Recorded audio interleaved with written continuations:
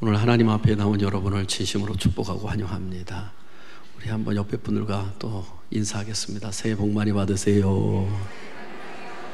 말씀의 은혜 받으세요. 예, 할렐루야. 예, 우리 성도들이 또 일가 친척들을 또 찾아서 가신 분들도 있고, 또 이렇게 고향을 찾아오신 분들도 있습니다. 진심으로 이 자리에 참석해서 예배드리는 우리 고향을 찾아온 모든 분들에게 하나님의 축복이 함께 하시길 바라고 또 환영합니다. 이제 설을 맞이하는 그런 주간의 주일입니다. 또 2월 달 첫 번째 주일로 하나님께 지키고 있습니다.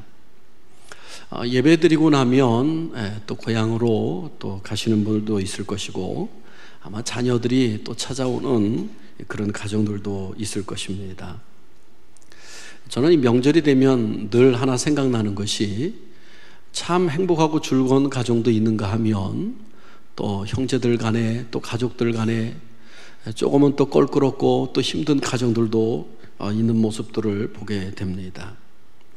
형제들이 많은 가족도 보면은 그 형제들의 그런 사는 형편에 따라서 또 각각 올 때마다 또 자신들의 또 자존심도 있고, 또 여러 가지 그러한 환경 여건에 따라서 혹시 계급이 생기는 것이 아닌가 하는 그런 며느리들 간에, 또 우리 또 형제들 간에 또 그러한 뭐랄까요, 알지 못하는 그런 마음들이 있음을 보게 됩니다.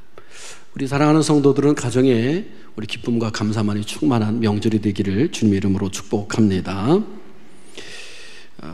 행복한 일상으로 떠나는 여행이라고 하는 책을 쓴 아서 칼리안드로라고 하는 목사님이 계십니다. 이 목사님은 이 책에서 한 그림을 보여주면서 이 사람은 왜일까요? 라고 하는 질문을 던졌습니다. 그 사람의 모습이 어떤 모습이냐 하면, 얼굴은 아주 어둡습니다. 눈썹 사이는 깊은 그런 주름살이 파여 있습니다. 그리고 걷는 모습은 천천히 걷는 모습, 머리는 땅을 바라보면서 그렇게 걸어가고 있는 그림을 딱 보여주면서, 그리고 이 사람들에게 이 사람은 어떤 사람일까요? 이 사람은 왜 이럴까요? 라고 하는 질문을 던졌습니다. 이 사람이 머리를 숙이고 그리고 이렇게 얼굴이 까무잡잡하고 이러한 상태가 왜냐하면 정답을 뭐라고 했냐면, 답은 걱정 때문입니다 라고 하는 답을 그 다음에 적어 놓았습니다. 여러분, 걱정, 참 우리 인생을 살아가면서 걱정했습니다. 명절을 당하면 며느리들도 걱정이 있잖아요. 또 부모님들은 부모님대로 또 자녀들이 오는데 걱정이 있잖아요. 이 걱정은 사실 가장 사랑하는 사람들에게 상처를 줄 때가 참 많은 것 같아요. 걱정이 되어서 아이들을 자유롭게 우리가 키우지 못할 때가 많잖아요. 이 아이들을 키울 때 보면 좀 만져보게 되고 경험을 더 많이 해보게 되고 좀 많이 해야 되는데, 우리 부모들이 이 아이들이 걱정이 되니까 그거 만지면 안 돼, 혼나, 떼치 하는 것들이 참 많았던 것 같습니다. 또 이 부모들이 이 자녀가 커가면서 걱정이 되니까, 야, 더 공부해야지, 너 그렇게 놀아가지고 어떤 사람이 되려고 해? 라고 하는 그런 이야기들도 하잖아요. 그러니까 아이들이 이 자라면서 그 미래에 대해서 걱정 때문에 그 아이들을 마음대로 뛰어놀지도 못하게 하는 경우들이 많았습니다. 또 아내가 걱정이 돼서, 남편이 걱정이 돼서 우리가 이런 말들 하는 것이 상대방에게 큰 아픔을 주고, 또 그 걱정의 소리가 그에게 근심을 가져다 준 적도 많았습니다. 남편의 섭이 안 될까봐, 자녀가 시험에 떨어질까봐, 또 자신의 계획대로 밀고 나가지 못하는 그러한 일들 가운데서 걱정이 돼서 그렇게 막아놓은 일들이 많았다는 것이죠. 손과 발을 묶어버린 적이 많다는 것이죠. 이처럼 걱정이라고 하는 것은요, 나 자신뿐만 아니라 다른 사람들에게 전염성이 참 강한 것 같습니다. 여러분 생각해 보세요. 어떤 무리가 사람들이 이렇게 모여 있는데 한 사람이 들어와서 얼굴을 아주 험상궂게 쓰고서 한숨을 푹 쉬어보세요. 그럼 그 공동체에 공동적으로 전염이 되는 것이 뭐냐? 바로 이 걱정의 마음이 그곳에 가득 찬다라고 하는 거예요. 그런데 이 전염성이 강한 걱정은 또 무엇을 가져오냐면 낙심을 가져온다는 거예요. 여러분, 낙심은 어떤 병보다도 고치기가 어려운 불치병이라는 거예요. 이스라엘과 블레셋이 전쟁을 벌이는데 이 블레셋에서는 골리앗이라고 하는 장군이 나옵니다. 이 장군은요, 크게 외쳐서 이스라엘 백성들에게 걱정을 가져다 주고 근심을 가져다 주고 낙심하게 만드는 작전을 세웁니다. 이 기골이 장대한 장수가 나와서 너희들이 그렇게 하나님을 잘 섬긴다며, 너희들이 섬기는 하나님이 어디 있느냐, 그래 하나님을 모독합니다. 그러면서 나와 싸우자는 거예요. 1대1로. 여러분, 고대 전쟁은요, 우리 삼국지에도 보면 장군 대 장군이 나와서 싸움을 하고 거기서 승리하면 그 나라가 와 함성을 지르고 그 전쟁에서 승리하는 경우가 허다했다는 것이죠. 이스라엘 진영에서는 공포가 몰려옵니다. 두려움이 있습니다. 걱정합니다. 완전히 간이 철렁 떨어지고 정말로 그 모든 장막으로 숨어버리잖아요. 이렇게 이 골리앗 장군은 바로 이스라엘 군대를 공포심으로, 낙심함으로 장악했던 모습을 보게 됩니다. 그의 무기는 협박이었던 것이죠. 낙심하게 만드는 것이었죠. 여러분, 마귀도요, 우리 성도들이 어떤 일을 당하면 낙심하게 만들 때가 참 많습니다. 이 낙심하게 만들고 그리고 그렇게 넘어지게 만드는 것이 이 사탄의 수법이라고 하는 거예요. 예수님은 이 사실을 잘 알고 계셨습니다. 그래서 이 낙심을 몰아내는 방법을 오늘 말씀을 통해서 우리에게 이야기해 주고 있는 거예요. 여러분, 걱정과 근심, 낙심을 오늘 말씀을 듣다가 다 몰아내는 우리 모두가 될 수 있기를 주님의 이름으로 축복합니다. 새해에는 하나님이 주시는 밝은 빛으로, 정말로 하나님이 주시는 능력으로 그리스도의 은혜 가운데 밝고 건강한 가정으로 가득 세워지기를 바랍니다. 오늘 본문에 보니까 그러면 이 낙심, 이 걱정, 이것을 몰아내는 방법이 뭔가? 우리 1절 말씀 같이 한번 읽겠습니다. 18장 1절 말씀 시작. 예수께서 그들에게 항상 기도하고 낙심하지 말아야 할 것을 비유로 말씀하여. 여러분, 오늘 말씀해 보니까 예수님께서 항상 기도하고 낙심하지 말아야 할 것을 비유로 말씀해 주시는 장면이 오늘 본문에 나옵니다. 오늘 본문에는 한 여인이 등장을 합니다. 이 여인은 과부입니다. 이 여인에게는 원한이 가득 차 있었던 모습을 보게 됩니다. 이 원한이 얼마나 큰지 오늘 성경에도 보면, 물론 이 여인에 대한 이야기는 다는 아닙니다만 5절, 7절, 8절에서 각각 원한에 대한 이야기를 쭉 이야기해 주고 있습니다. 5절에 보니까 이 과부가 나를 번거롭게 하니 내가 그 원한을 풀어주리라. 7절에도 보면 하나님 앞에 그렇게 부르짖는 사람에게, 택하신 자들에게 원한을 풀어주지 아니하시겠느냐. 8절에도 보면 내가 너에게 이르노니 속히 그 원한을 풀어주시리라 말씀해 주고 있습니다. 이 원한이라고 하는 얘기는 심리학적 용어로는 상처입니다. 우리나라 말로는 한이라고 하죠. 이 원한이 3번이나 반복되는데 이 여인, 이 과부가 그 원한이 가득 차 있었음을 보게 됩니다. 당시 이 팔레스타인 지역과 중동 지역은요, 어떤 나라들이었냐면 남성 중심의 사회였어요. 지금부터 2000년 전에는 완전히 남성 중심의 사회. 지금도 이 중동 지역은 남성 중심의 사회입니다. 이슬람에 속해 있는 인도 지역에서 얼마 전에 있었던 이야기죠. 한 여인이 남편으로부터 이혼을 당했어요. 이혼을 당하는데 여러분 어떻게 당했는지 알아요? 이 남편이 이 여인을 향해서 탈락, 탈락, 탈락 이렇게 3번만 이야기를 하면 이혼이 되는 거예요.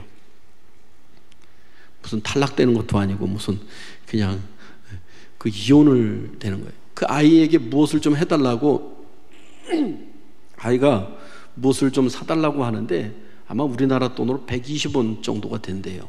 아이가 때를 쓰니까 이 엄마가 남편에게, 이 아이에게 좀 돈을 줘서 이것 좀 사게 해달라고 그랬더니 이 남편이 그냥 아내에게 얘기했다고, 그런 거 얘기했다고 탈락하는 바람에 이혼을 당했다는 거예요. 그래서 인도 의회에서는 야, 이거는 너무 안 되겠다, 이제 와서야 그것을 뭐 논의가 되고 있다고 하는데요. 이 이슬람 법에 의해서도 이 탈락이 있는데 이 3번을 외치면 이혼을 당하는데, 그래도 이슬람 교도에서는 한 3개월 정도 유예 기간이 있다고 합니다. 이스라엘 나라도 마찬가지죠. 여러분, 예수님께서 오죽하면은 이런 바람핀 거 외에는 그 아내를 내버리지 말아라 라고 하는 이야기가 있었겠습니까?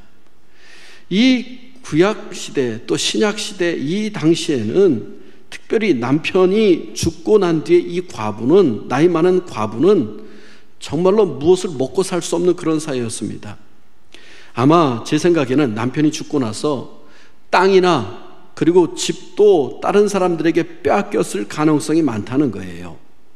그래서 이 여인은 이 원통함, 이 억울함을, 이 재판관을 찾아가서 문을 두들며 내 억울함을 들어주세요, 내 억울함을 해결해 주세요, 그리고 그들에게 간청했던 모습을 보게 됩니다.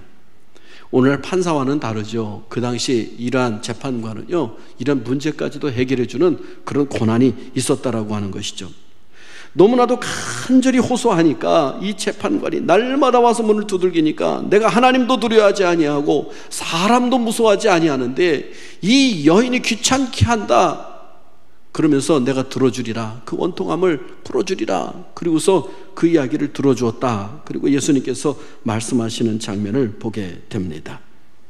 여러분, 오늘 주님께서 이 말씀을 하시면서 이 과부도 어려움 당할 때 불의한 재판관이지만 그를 찾아가서 그 원통함을 호소했더니 들어주었는데, 하물며 하나님 앞에 찾아가는 자는 하나님께서 그 원통함을 풀어주지 않겠는가 말씀하고 있습니다. 사랑하는 성도 여러분, 하나님을 찾아가 호소하시기를 바랍니다. 간구하시기를 바랍니다. 간절히 하나님 앞에 기도하는 성도들 되시기를 바랍니다. 찬송가 369장에 보니까 이런 찬송이 있더라고요. 제가 말씀을 준비하면서 쭉 보니까 이런 찬송이에요. 우리 아는 분은 한번 같이 우리 따라서 하시고 같이 한번 하겠습니다. 시험 걱정 모든 괴로움 없는 사람 누군가 부질없이 낙심 말고 기도 드려 아뢰세. 이런 진실하신 친구 찾아볼 수 있을까? 우리 약함 아시오니 어찌 아니하릴까? 여러분, 그렇습니다. 우리 하나님은 우리가 오기를 간절히 기다리고 있다는 사실인 것입니다. 오늘 우리가 걱정과 근심과 두려움과 낙심 속에 떨고만 앉아있지 말고 그 문제를 가지고 과부가 불의한 재판관이지만 찾아왔던 것처럼 오늘 하나님 앞에 나와 그것을 간구하기를 하나님은 기다리고 있다라고 하는 사실인 것입니다. 여러분, 부질없이 낙심 말고 기도드려 아뢰는 우리 모두가 될 수 있기를 바랍니다. 어려운 문제, 큰 문제라고 해서 답이 없는 게 아닙니다. 우리 인생길에는 반드시 답이 있는 거예요. 근데 세상 사람들은 오답의 길을 걸어갑니다. 하나님 없이 삶을 살아갑니다. 세상의 쾌락을 추구하고 세상 것을 따라갑니다. 여긴 정답이 있을 수가 없어. 여러분, 우리가 아버지에게 돌아가시기 전에 미리 내 유산을 좀 물려주세요, 그리고 때를 썼던 탕자가 있습니다. 그 탕자가 그 아버지로부터 재산을 어쩔 수 없이 아버지가 주잖아요.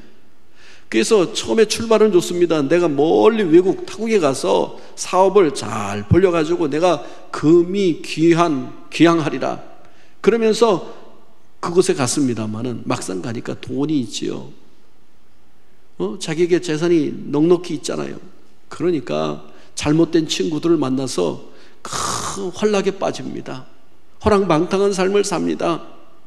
그런데 여러분, 돈이라고 하는 것이 벌지 않으면 어떻게 돼요? 금방 있는 것이 다 나가는 거예요.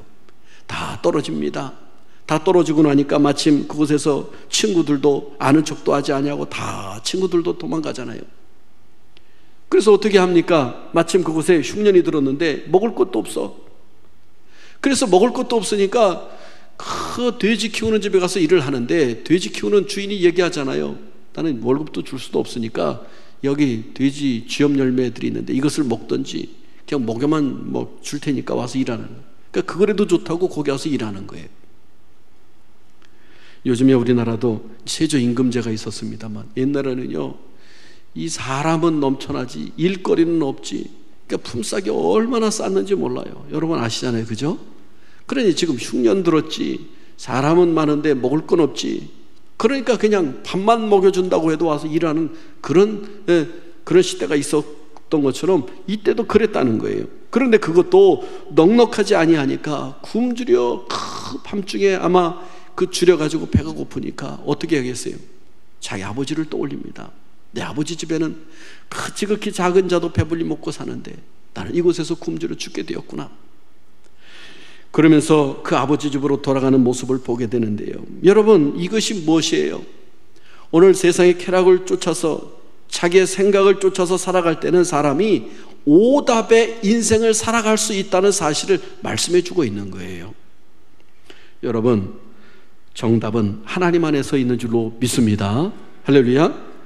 여러분, 하나님 앞에 기도했던 한나를 보게 됩니다. 저는 이 한나도요, 정말로 불쌍한 여인이었잖아요. 이 남편이 자기만 정실 부인으로 삼았으면 좋겠는데 자기가 아이를 못 낳으니까 또 작은 부인을 얻었어요. 작은 부인은 아들을 쑥쑥 잘났습니다. 그런 이 분이나라고 하는 작은 부인이 이 한나를 없이 여기고 그 마음을 빡빡 끌고 놉니다. 내가 정실 부인이면 다냐? 아기도 못 낳는 것이. 그러니까 다 무시를 당하니까 그 마음에 얼마나 큰 상처가 생겼는지 하나님 앞에 예배드리러 갈 때, 제사 지내러 갈 때 울며 통곡하며 하나님 앞에 기도하잖아요.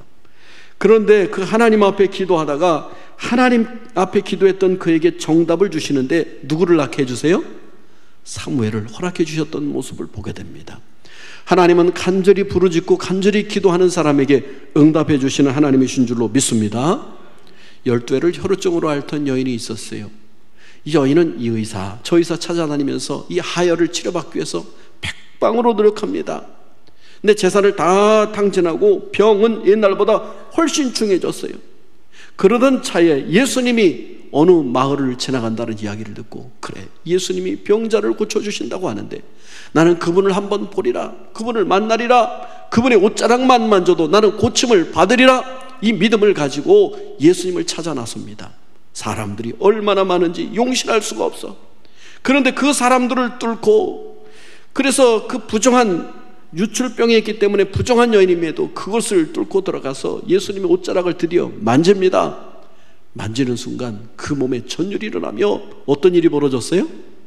그 유출병이 깨끗이 고침을 받는 거예요. 그때 예수님께서 뒤를 돌아보십니다. 누가 내 옷에 손을 대었느냐? 제자들이 이야기합니다. 예수님, 이 수많은 사람들이 밀고 땡기는데 누가 옷을 단 사람이 많은데 누가 옷을 댔는지 어떻게 압니까? 아니다, 내 몸에서 능력이 나갔느니라. 이 여인이 예수님께서 이미 모든 것을 다 알고 계신 줄 알고 어떻게 해요? 무릎을 꿇고 예수님, 제가 만졌습니다. 그리고 엎드려 절하는 거예요. 예수님께서 그 여인을 보면서 여인아, 내 병에서 노임받고 내가 구원받았노니라고 선언하고 있는 모습을 보게 되잖아요. 여러분, 예수님 앞에 나올 때 정답이 있는 줄로 믿습니다. 할렐루야, 할렐루야. 오늘 본문의 여인은 억울함을 해결받는 장면을, 이 정답을 우리에게 알려주잖아요. 가서 두들기고 그리고 간절히 구할 때 그 원한이 풀어지는 역사가 있었다는 거예요. 그런데 여러분, 그거 아세요? 하나님은 기도하는 사람에게 정답만 주시는 것이 아니라 그것 넘어서 명품의 명답을 주시는 하나님이시라고 하는 사실인 거예요. 조금 전에 제가 한나 이야기했습니다만, 한나가 하나님 앞에 기도해서 하나님께서 아들을 주신 것만 해도 감지덕지인데, 여러분 어땠습니까? 이 사무엘이 이스라엘 민족의 지도자가 되었다는 거예요. 할렐루야.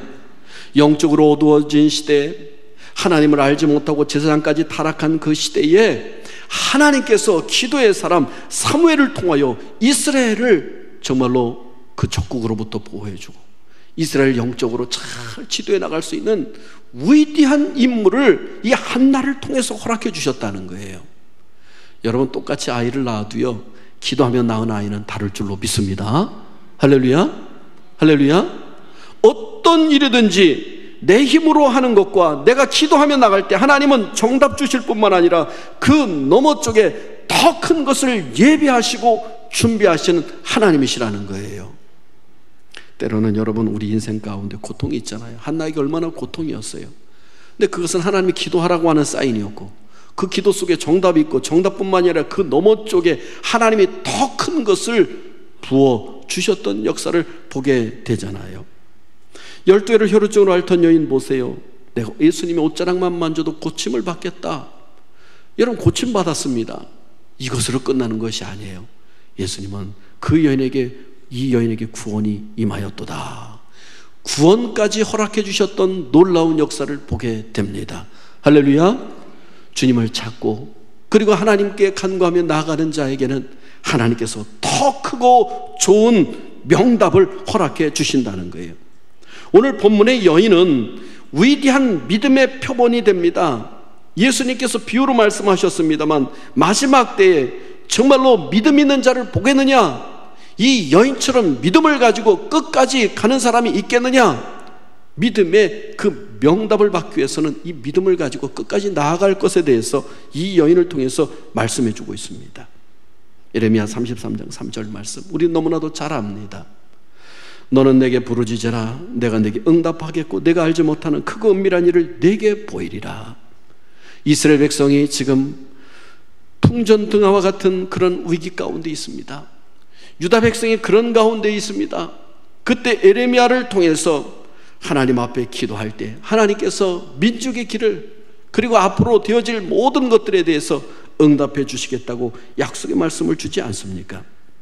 그러면 우리가 어떻게 기도를 해야 이 명답을 얻는 성도들이 될까요? 여러분, 먼저는 밤낮으로 믿음으로 간절히 기도하는 그런 성도들이 되어야 될 줄로 믿습니다.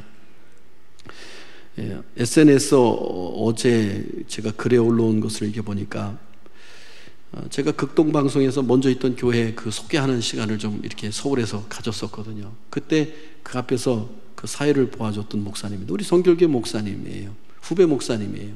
이 목사님이 교회를 개척을 하고 그래도 많이 꽤 부흥이 됐습니다. 그런데 엊그제 글이 올라온 것을 보니까 이번 한 주간은 저에게 많은 일이 있었습니다. 그러면서 글이 올라오는 거예요. 먼저 첫 번째 글이 뭐냐 하면, 저희 교회는 공무원이신 우리 집사님이 계십니다. 이분이 봉투를 하나 갖고 오셔서, 목사님, 지난 같이 신앙생활했던 시간이 너무나도 즐겁고 기뻤습니다. 이것은 이웃을 도우라고 구제 헌금을 제가 가지고 왔습니다. 거기까지는 좋았어요. 근데 좋았습니다 하면서 제가 이번 주에 지방으로 발령을 받아서 내려가게 되었습니다. 오늘까지 마지막 예배를 드리고 이제 이번 주에 마지막 예배를 드리고 내려가야 되겠습니다 라고 하더라는 거예요. 여러분, 개척교 목사님이 큰 힘이 되었던 사람이 하나가 이렇게 간다고 할 때 마음이 어떻겠어요? 참 많이 무겁잖아요, 그죠? 또 하나는 권사님 한 분이 그만 주방에서 일을 하다가 쓰러지셨어요. 병원에 옮겼습니다. 병원에 가보니까 뇌출혈이요. 그래서 지금 그 교회 중추적인 역할을 했던 권사님이 그런 상황으로 쓰러져서 지금 병원에 입원했습니다. 또 하나 이야기를 올렸습니다.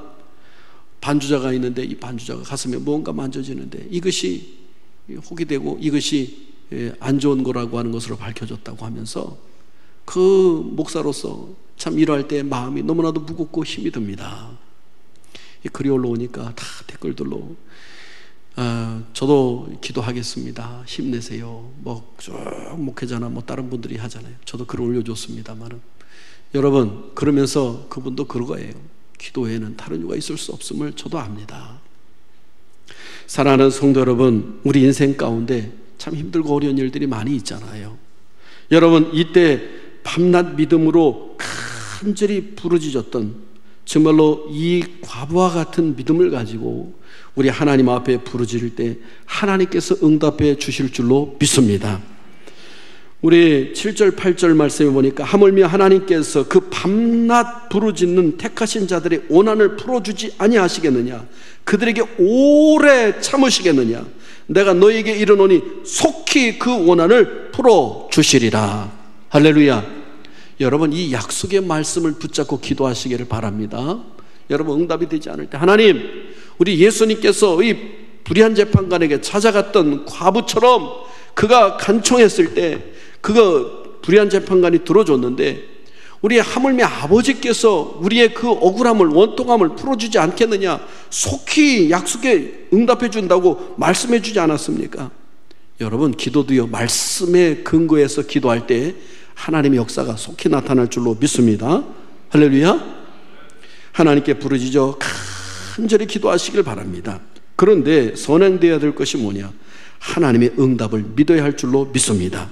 8절 말씀해 보니까 그러나 인자가 올 때에 세상에서 믿음을 보겠느냐 하시니라. 여러분, 이렇게 믿음을 가지고 기도하는 사람들이 적다는 거예요. 기도하는 사람은 많습니다. 하나님 앞에 간구하는 사람은 많습니다.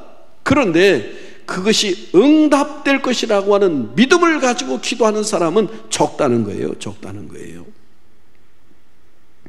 두 번째로, 우리가 이 명답을 어떻게 하면 얻을 수 있을까?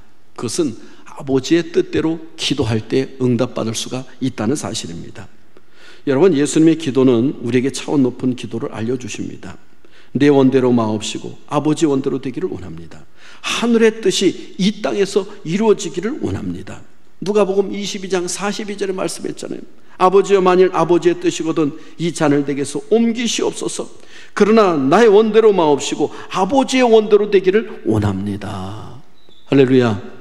여러분, 하나님이 준비해 놓으신 그 은혜와 그 기도의 응답은 우리가 생각하는 것보다 훨씬 큰 것을 준비해 놓고 계신 줄로 믿습니다. 명답을 준비하고 계신 줄로 믿습니다. 여러분, 우리가 이렇게 그 명답을 준비하고 계신 하나님은요, 우리가 기도할 때 나의 뜻만을 위해서 간청하는 것이 아니라 그 너머 쪽에 하나님의 뜻이 어디 있습니까? 이것을 구하는 성도들에게 그 하나님의 뜻을 알려주신다는 거예요. 말씀을 마무리 짓도록 하겠습니다. 기도하면 그 일에 대한 걱정, 염려에서 벗어나게 됩니다. 기도하면 내 문제가 하나님의 문제가 되기 시작했다는 거예요. 하나님의 문제가 되면 하나님은 반드시 그 문제를 풀어주신다라고 하는 사실인 것입니다. 내가 문제와 상대할 때는 그 문제가 너무나도 크게 보여서 낙심하게 됩니다. 그러나 그것을 하나님의 문제로 옮겨버리면 이미 그것은 게임 끝입니다. 하나님은 지존하신 하나님이시오, 능치 못할 일이 없으신 하나님이시기 때문인 것입니다. 잠언 16장 3절에 말씀하고 있습니다. 너의 행사를 여호와께 맡기라. 그리하면 내가 경영하는 것이 이루어지리라. 하나님 앞에 맡길 때 하나님의 역사가 나타날 줄로 믿습니다. 이제 명절 때 여러분 가족들, 식구들을 봅니다. 우리 가족들 가운데 어려움을 당하는 우리 형제, 일가, 친척들이 있을 겁니다. 우리 믿음의 성도들이 기도할 때 하나님의 놀라운 역사가 그들 가운데 임재해서 그들의 문제도 해결받고 그들도 예수 믿는 역사가 나타날 줄로 믿습니다. 할렐루야. 믿음을 가지고 기도해 주시기를 바랍니다. 믿음을 가지고 여러분의 문제를 하나님 앞에 기도하시기를 바랍니다. 기도하겠습니다. 아버지 하나님,